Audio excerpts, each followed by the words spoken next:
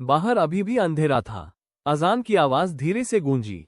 लेकिन पापा, लेकिन एक छोटा सा दिल जाग रहा था।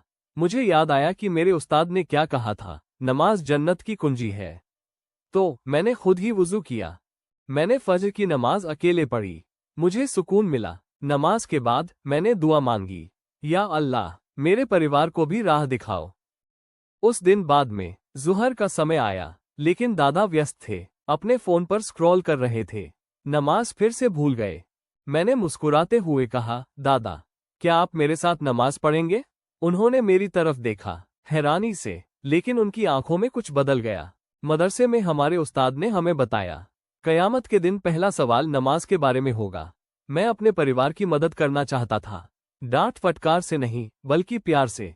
उस रात मैं सजदे में रोया, या अल्लाह, मेरे पापा और दादा को नमाज से प्यार करने की तौफीक दे।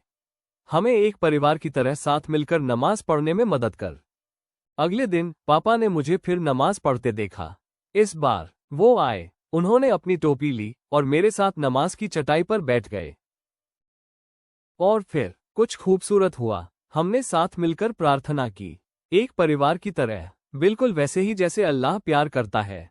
और अपने घरवालों को नमाज का हुक्म दो और उस पर डटे रहो। सूरह ताहा 20:132। किसी के नमाज की ओर लौटने का कारण बनो। कभी कभी एक छोटा बच्चा भी राह दिखा सकता है। नबी ने फरमाया, नमाज